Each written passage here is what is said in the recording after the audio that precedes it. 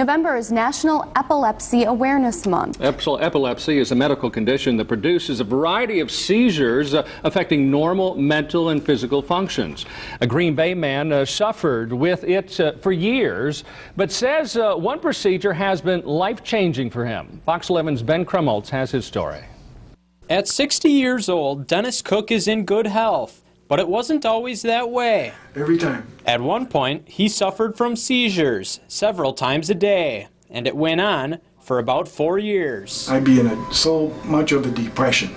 It all started the day before he turned 50 when Cook suffered a stroke. He was partially paralyzed and had to relearn how to walk and talk. What's up here? The stroke revealed Cook had to have surgery for a ruptured vein in his head. After the surgery is when the seizures started. I had a hard time getting any doctor to diagnose me.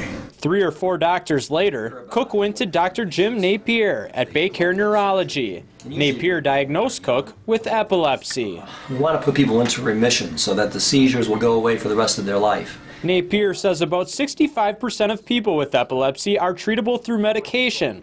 However, Cook was not.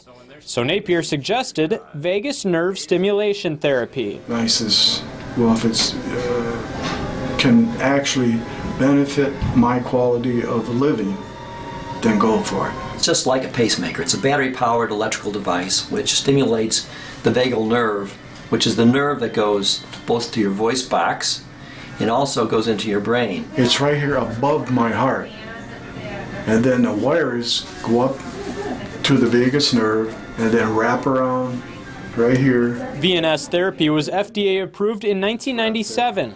And then when it goes off, Cook says he has only had 1 seizure since the procedure. Usually an older person can't take the... However, the device has one side effect. There's my voice that goes off and regulates.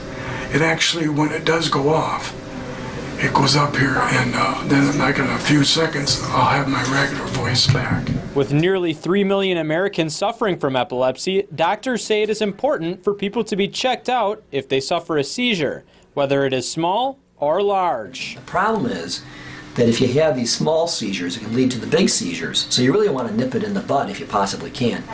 Finally finding the right treatment, Cook says, once again, he now leads a more normal life. Am I able to play with my grandkids? That's the best thing I could ever want.